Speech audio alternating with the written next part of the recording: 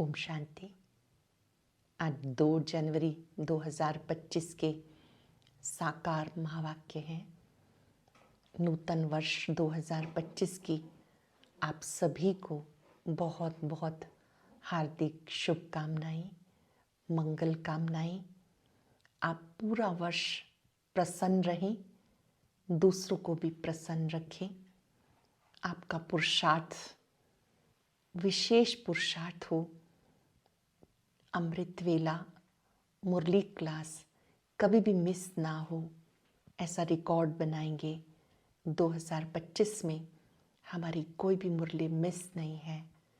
अमृत वेले का हमने पूरा आनंद लिया। एक दिन भी अमृत वेला मिस नहीं करना है। नुमा शाम योग विशेष बाबा से प्राप्तियां करनी है। पूरा वर्ष दुआएं देंगे, दुआएं लेंगे, मन वचन कर्म से सबको सुख देंगे। आज सतगुरुवार वरदानी दिवस है। वरदानी दिवस पर बहुत ही सुंदर सुखद वरदान बाबा ने दिया। ब्रह्मा बाप समान श्रेष्ठ त्यागी भव। ब्रह्मा बाप ने मैंपन को मिटा दिया, देह भान से दूर रहे। मैं आगे रहूं इस संकल्प का भी त्याग किया। दूसरों को आगे बढ़ाया। दूसरों को आगे बढ़ाने की भावना, कल्याण की भावना, सुख देने की भावना रखी। ये त्याग का भाव रहा।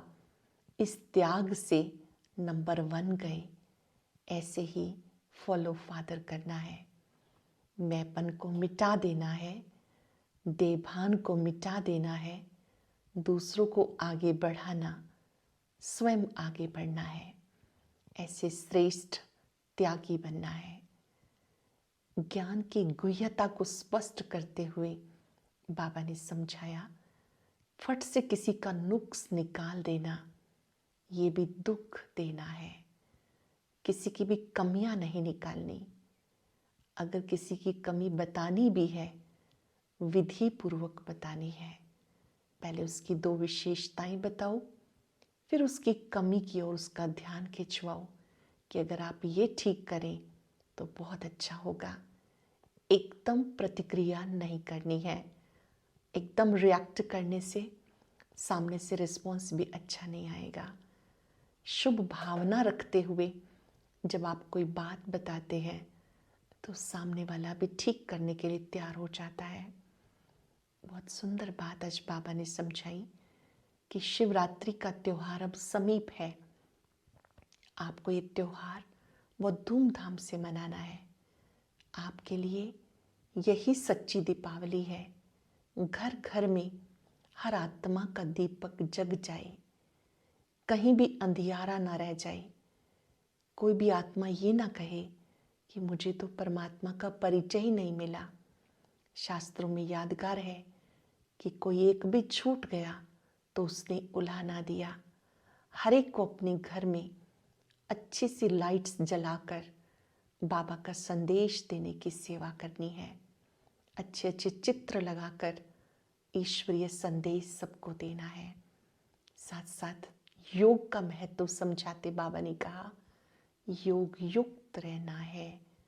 अगर योग ठीक नहीं होगा तो बुद्धि किसी न किसी के नाम रूप में फंस जाएगी।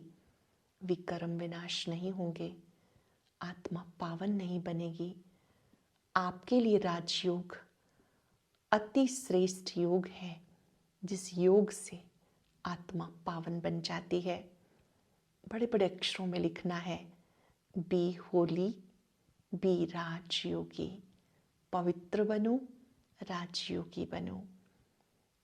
बहुत ही सुंदर बात बाबा ने समझाई। अपने को आत्मा समझ मुझे याद करो, जिससे देहभान समाप्त हो जाएगा। ये संदेश सब धर्म वालों को देना है। अपने को आत्मा समझ एक बाबा को याद करेंगे तो पापों का बोझा उतर जाएगा। सुनते हैं विधि पूर्वक बाबा की मुरली। ओम शांति। Good morning. बाबा कहते मीठे बच्चे, बाप का पाठ एक्यूरेट है। वे अपने समय पर आते हैं, ज़रा भी फर्क नहीं पड़ सकता। उनके आने का यादगार शिवरात्रि खूब धूमधाम से मनाओ। प्रश्न है, किन बच्चों के विकर्म पूरे पूरे विनाश नहीं हो पाते? जिनका योग ठीक नहीं है, बाप की याद नहीं रहती, तो विकर्म विनाश नहीं हो सकते। योग युक्त ना होने से इतनी सदगति भी नहीं होती, पाप रह जाते हैं, फिर याद भी कम हो जाती। योग नहीं तो नाम रूप में फंसते हैं, उनकी बातें याद आती रहती। ये देही अभिमानी वो रह नहीं सकते। गीत है, जी कौन आए आज मन के द्वारे, पायल की झंकार लिए। ओम शांति। सवेरा कितने बजे होता है? बाबा सवेरे कितने बजे आते हैं? कोई ने कहा 3 बजे, कोई ने कहा 4 बजे, कोई ने कहा संगम पर, और कोई ने कहा 12 बजे। बाबा एक्यूरेट आते हैं समय पर। 12 को तो तुम सवेरा नहीं कह सकते। 12:01 हुआ, 1 मिनट हुआ तो AM अर्थात सवेरा। ये बिल्कुल सवेरा है। ड्रामा में उनका पाठ बिल्कुल एक्यूरेट है, सेकंड की भी देरी नहीं हो सकती। ये ड्रामा अनादि बना हुआ है। 12:01 जब तक नहीं हुआ तो AM नहीं कहेंगे। ये बेहद की बात है। बाप कहते हैं, मैं आता हूँ सवेरे सवेरे। विदेश वालों का AM भी एक एक्यूरेट चलता है, उनों की बुद्धि फिर भी अच्छी है। वे इतना सतो प्रधान भी नहीं बनते तो तम प्रधान भी नहीं बनते, क्योंकि आते द्वापर से हैं।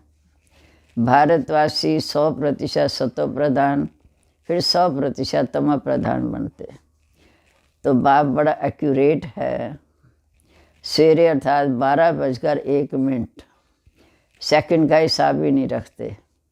सेकंड पास होने में मालूम नहीं पड़ता। अब ये बातें तुम बच्चे ही समझते हो। दुनिया तो बिल्कुल घोर अंधकार में है। बाप को सभी भक्त दुख में याद करते हैं। पतित पावन आओ, परंतु वो कौन है, कब आते हैं, कुछ नहीं जानते। मनुष्य होते हुए भी एक्यूरेट कुछ नहीं जानते, क्योंकि इस समय पति तम प्रधान है। अभी बेहद का बाप आर्डिनेंस निकालते हैं, बच्चे काम जीत जगत जीत बनो। अगर अभी पवित्र नहीं बनेंगे तो विनाश हो जाएगा। तुम पवित्र बनने से अविनाशी पद के अधिकारी बन जाएंगे। तुम राजयोग सीख रहे हो। स्लोगन में भी लिखते हैं ना, बी होली बी जोगी। वास्तव में लिखना चाहिए बी राजयोगी। जोगी तो कॉमन अक्षर है। ब्रह्म से योग लगाते, बच्चा बाप से, स्त्री पुरुष से योग लगाती है, परंतु ये है तुम्हारा राजयोग, रजाई प्राप्त करने का योग। दिन प्रतिदिन करेक्शन तो होती रहती। बाप भी कहते, मीठे बच्चे, आज मैं तुमको गुये ते गुये बातें सुनाता हूँ। अब शिव जयंती भी आने वाली है। शिव जयंती तो तुम्हें अच्छी रीति मनानी है। शिव जयंती पर तो बहुत अच्छी सर्विस करनी है। जिनके पास प्रदर्शनी है, सभी अपने अपने सेंटर पर अथवा घर में शिव जयंती अच्छी रीति मनाओ और लिख दो, शिव बाबा गीता ज्ञान दाता, बाप से बेहद का वर्षा लेने के रास्ता आकर सीखो। बलबत्तियाँ आदि भी जला दो। शिव जयंती अच्छी मनानी चाहिए। तुम ज्ञान गंगाएं हो ना, तो हर एक के पास गीता पाठशाला होनी चाहिए। घर घर में गीता तो पढ़ते हैं ना। पुरुषों से भी माताएं भक्ति में तीखी चली जाती। ऐसे परिवार भी होते जहाँ गीता पढ़ते हैं, तो घर में भी चित्र रख देने चाहिए। लिख दें, बेहद के बाप से आकर बेहद का बरसा लो, अर्थात बेहद की बादशाही। ये शिव जयंती का त्यौहार भारत में वास्तव में तुम्हारी सच्ची दीपावली है। जब शिव बाप आते हैं तो घर घर में रोशनी हो जाती। इस त्यौहार की खूब बत्तियाँ आदि जलाकर रोशनी कर मनाओ। तुम सच्ची दीपावली मनाते हो। फाइनल तो होगी सतयुग में, जहाँ तो सबकी आत्मिक ज्योति जगी होगी, जहाँ पर घर में रोशनी ही रोशनी होगी, अर्थात हर आत्मा की ज्योति जगी रहती है। जहाँ तो अंधेरा है वहाँ आत्माएं पवित्र होने से दैवी बुद्धि वाले होते, आत्माएं पतित, आत्माएं पावन बनती हैं। अब तुम बर्थ नाटपैनी से बर्थ पाउंड बन रहे हो, कौड़ी तुल्य से हीरे तुल्य बन रहे हो। आत्मा पवित्र होने से फिर शरीर भी पवित्र मिलेगा। जब आत्मा अपवित्र है तो शरीर और दुनिया भी इम्प्योर है, अपवित्र है। इन बातों में तुम्हारे से भी बहुत थोड़े हैं जो यथार्थ रीति इन बातों को समझते हैं और उनके अंदर खुशी रहती है। नंबरवार पुरुषार्थ तो करते रहते, ग्रहचारी भी होती। कभी राहु की ग्रहचारी बैठती तो आश्चर्यवत भगंती भी हो जाते। बृहस्पति की दशा से बदल फिर राहु की दशा बैठ जाती। काम विकार में गिरे, राहु की दशा बैठी। तुम माताओं ने देखा नहीं होगा, क्योंकि माताएं होती हैं घर की घरेत्री। अब तुमको मालूम है, भ्रमरी को भी घरेत्री अर्थात घर बनाने वाली कहते हैं। घर बनाने का अच्छा कारीगर है, कितनी मेहनत करते हैं, तो भी पक्का मिस्त्री है। 2-3 कमरा बनाती भ्रमरी, 3-4 कीड़े ले आती। वैसे तुम भी ब्राह्मणियाँ हो, चाहे 1-2 को बनाओ, चाहे 10-12 बनाओ, चाहे 500 को बनाओ। पांडव आदि बनाते रहते, ये भी घर बनाया हुआ है। उनमें बैठ सबको भूम भूम करते रहो। फिर कोई तो समझदार कीड़े से ब्राह्मण बनते और कोई तो समझदार कीड़े से ब्राह्मण बनते और कोई सड़े हुए निकलते, अर्थात धर्म के नहीं हैं।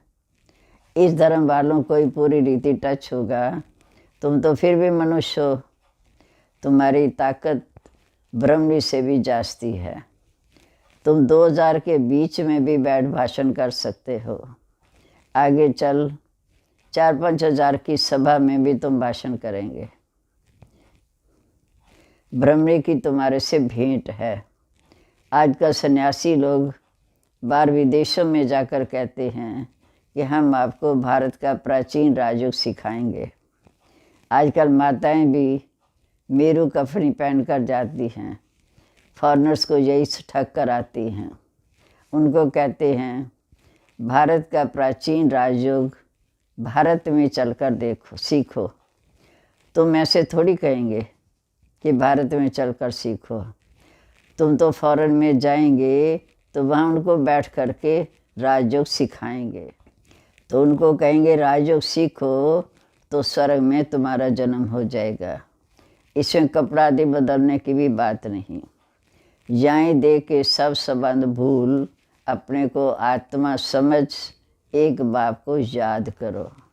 बाप ही क्रिएटर है, गाइड है, सबको दुख से लिबरेट करते हैं।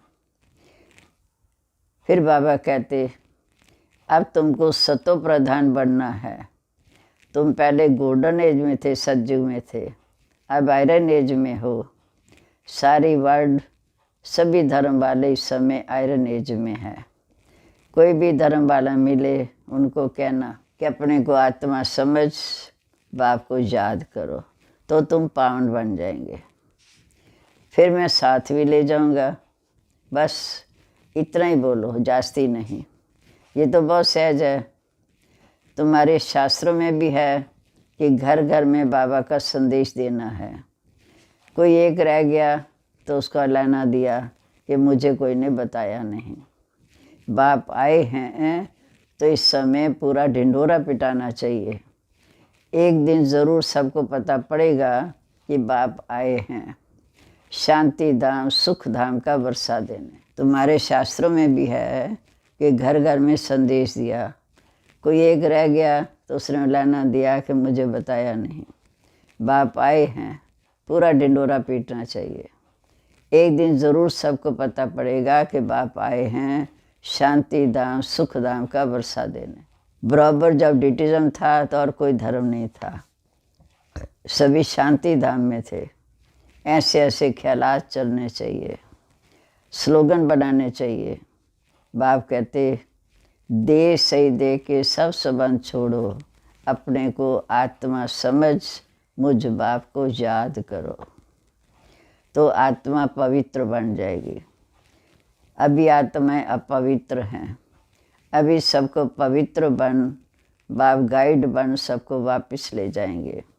फिर सब अपने अपने सेक्शन में चले जाएंगे। फिर डीटी धर्म वाले नंबरवार आएंगे, देवी देवता धर्म वाले ऊपर से नंबरवार आएंगे। कितना सहज है, ये तो बुद्धि में धारण होना चाहिए। जो सर्विस करते हैं वह कभी छिपे नहीं रह सकते। डिस सर्विस करने वाले भी छिप नहीं सकते। सर्विसेबल को तो बुलाते हैं, जो कुछ भी ज्ञान नहीं सुना सकते उनको थोड़ी बुलाएंगे। पूरा रिस्पॉन्ड नहीं करते तो नाम बदनाम हुआ ना। शिव बाबा का नाम बदनाम करने वाले कभी ऊंच पद पा नहीं सकते। जैसे यहाँ भी कोई तो करोड़पति है, कोई पदपति भी है, कोई तो देखो भूखे मरे हैं। ऐसे बेगर्स भी आकर प्रिंस बनेंगे, क्योंकि ये पढ़ाई है बेगर टू प्रिंस बनने की। अब तुम बच्चे जानते हो, यही श्री कृष्ण जो स्वर्ग का प्रिंस था लास्ट में बेगर बनते, अर्थात ब्रह्मा तन में। फिर बेगर टू प्रिंस बनेंगे। ये बेगर था ना, थोड़ा बहुत कमाया, वह भी तुम बच्चों के लिए, नहीं तो तुम्हारी संभाल कैसे हो। ये सब बातें शास्त्रों में थोड़ी हैं। शिव बाबा आकर बताते हैं। बराबर ये गांव का छोरा था ब्रह्मा बाबा, उसका नाम था दादा लेखराज। नाम कोई श्री कृष्ण नहीं था, ये आत्मा की बात है, इसलिए मनुष्य मूंझे हुए हैं।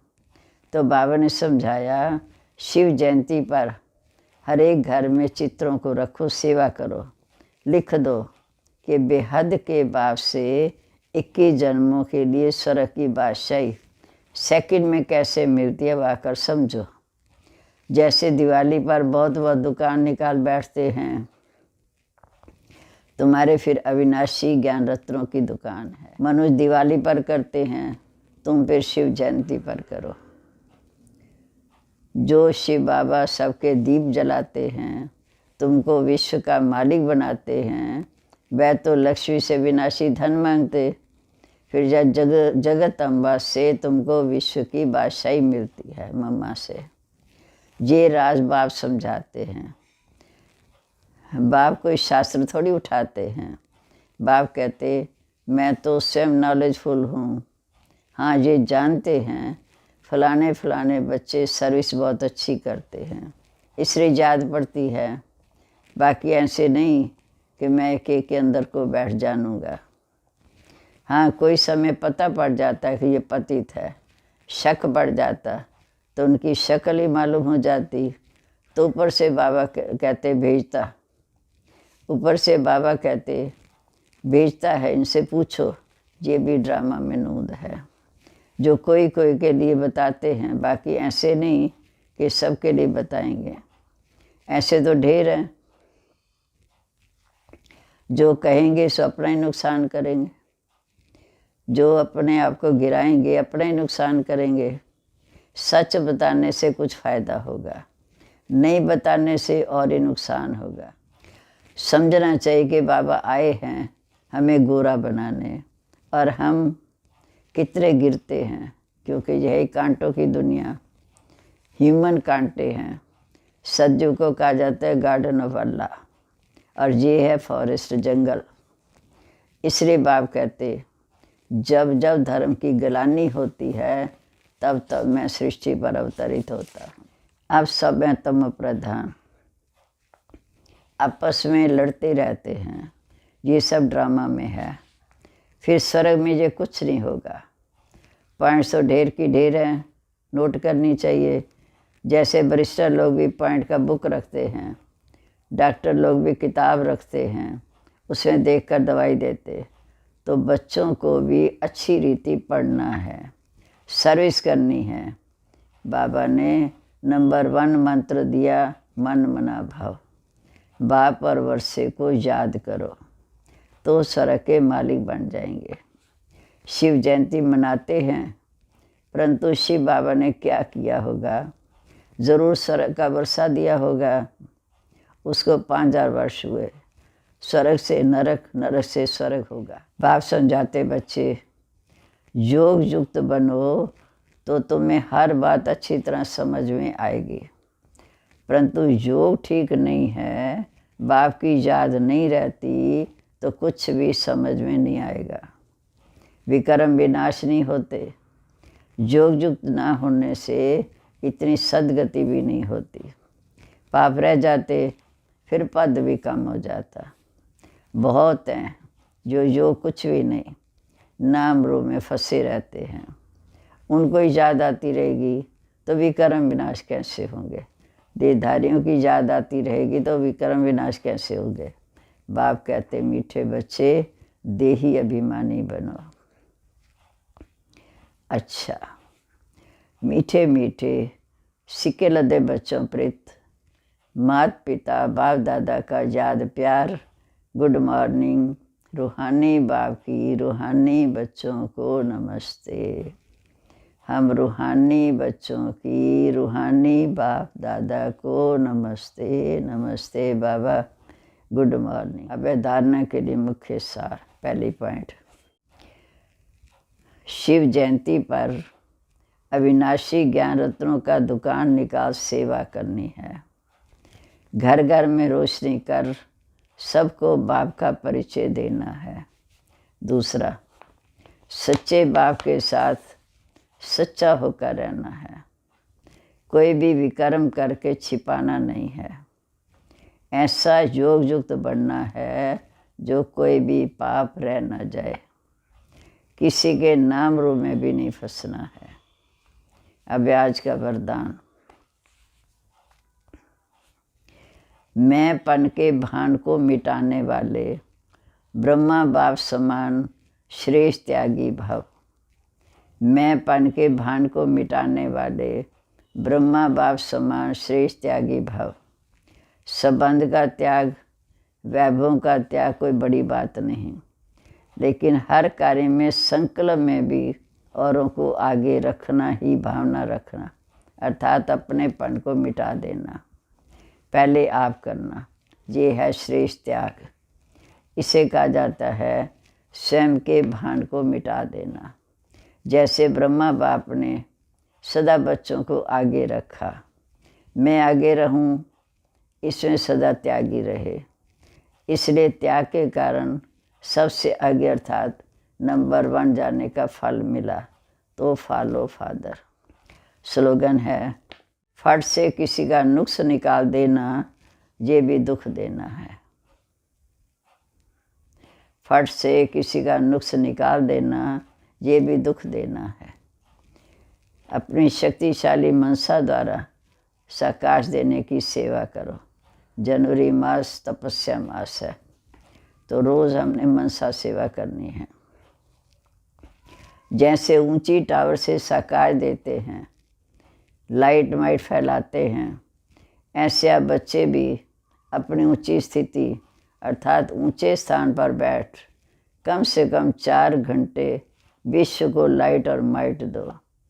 जैसे सूर्य भी विश्व को रोशनी तब दे सकता है जब ऊंचा है, तो साकार सृष्टि को साकाश देने के लिए ऊंचे स्थान के निवासी बनो, अर्थात सूक्ष्म वतन में बैठ सारी सृष्टि को साकाश दो। ओम शांति। जैसे कि आपको ज्ञात है, पूरे जनवरी मास में मधुबन से अव्यक्त इशारा प्राप्त होगा, तो इसे सुनने और साथ ही ज्ञान मोती का लाभ उठाने के लिए ऊपर दिए गए बॉक्स पर क्लिक करें।